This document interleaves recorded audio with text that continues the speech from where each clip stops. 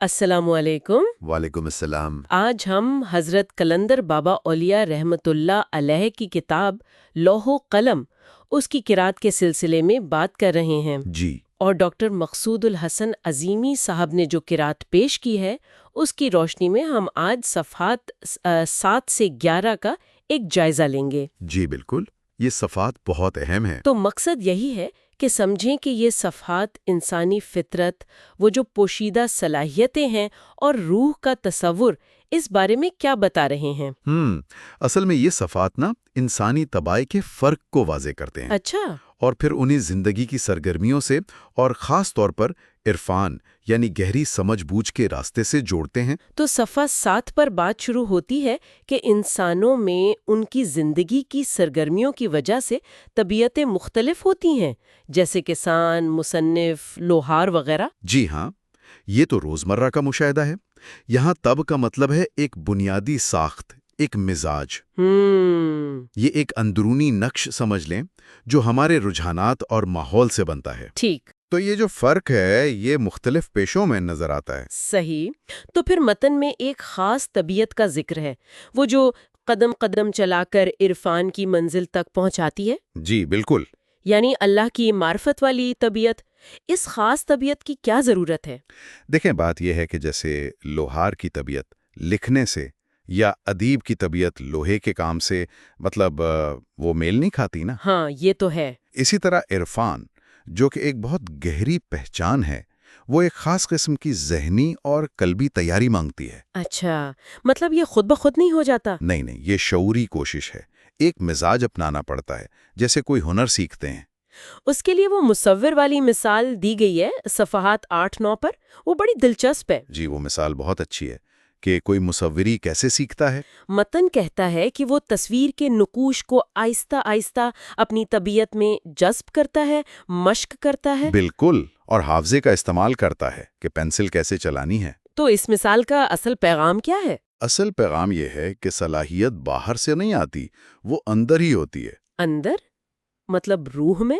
جی، امکانات جنہیں متن عکس کہتا ہے وہ ہمارے باطن میں، روح میں پہلے سے موجود ہیں۔ اچھا، مصور باہر کی شکل دیکھتا ہے، پر اس سے بنانے کی جو قابلیت ہے وہ اندر کے امکان کو جگانے سے آتی ہے۔ تو استاد کیا کرتا ہے پھر؟ استاد صرف طریقہ سکھاتا ہے، پینسل پکڑنا، رنگ استعمال کرنا، وہ عکس ذہن میں منتقل نہیں کرتا۔ وہ اس کے باطن میں پہلے سے موجود تھا۔ بالکل، روح میں ہزاروں نقش پہلے سے محفوظ ہیں۔ تو یہ اصول صرف مصوری یا ایسے فنون تک ہی نہیں؟ نہیں، صفحات 9 اور 10 اسی بات کو آگے بڑھاتے ہیں اچھا، کہ جس طرح دنیاوی ہنر جیسے لکھنا یا لکڑی کا کام اندر موجود ہیں، اسی طرح عارف ولی بننے کی استعداد بھی اندر ہے۔ انسان بالطبع سب کچھ ہوتا ہے، مگر اسے کسی خاص فن میں خاص قسم کی مشق کرنی پڑتی ہے، یہ لکھا ہے؟ جی، یہی مرکزی نقطہ ہے۔ ساری صلاحیتیں مادی ہوں یا روحانی، وہ اندر بیج کی طرح ہیں۔ تو پھر مہارت کیسے آتی ہے؟ مہارت آتی ہے مشق سے اور ان چھپی ہوئی صلاحیتوں کو بیدار کرنے سے۔ اور استاد؟ استاد کا کام بس اس بیداری میں مدد دینا ہے، صلاحیت کے بیدار کرنے میں ایک امداد ہے۔ ٹھیک، متن یہ بھی کہتا ہے کہ نبوت کی بات نہیں ہو رہی یہاں۔ جی، وہ سلسلہ ختم ہو چکا۔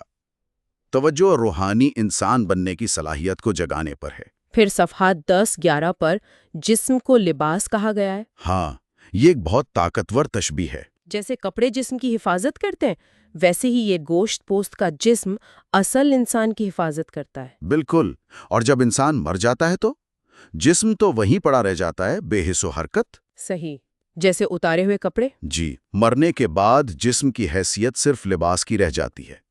اس سے ثابت ہوتا ہے کہ جسم اصل نہیں ہے۔ تو پھر اصل کیا ہے اور وہ کہاں جاتا ہے؟ یہیں سے بات روح کی طرف جاتی ہے۔ صفحہ 11 پر جواب ہے۔ اسی انسان کا نام انبیاء کرام کی زبان میں روح ہے، اور وہی انسان کا اصل جسم ہے۔ جی، اور یہی جسم ان تمام صلاحیتوں کا مالک ہے جن کے مجموعے کو ہم زندگی سے تعبیر کرتے ہیں۔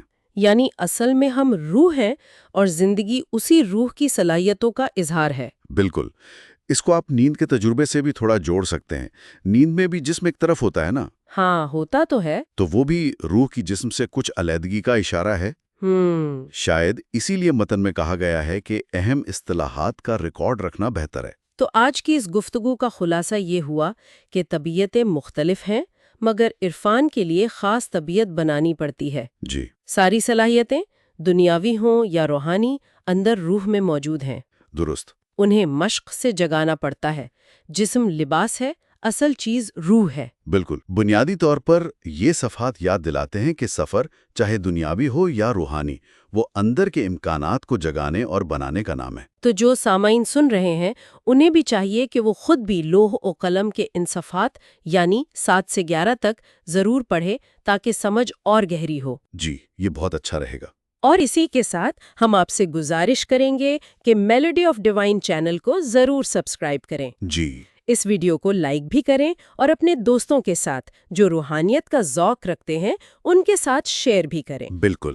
کیا پتا وہ ہم سے بہتر سمجھ پائیں اور اس راہ پر اور آگے بڑھ سکیں۔ انشاءاللہ۔ اگلی نشست تک کے لیے اجازت دیجیے۔ اللہ حافظ۔ اپنا بہت خیال رکھیے گا۔ اللہ حافظ۔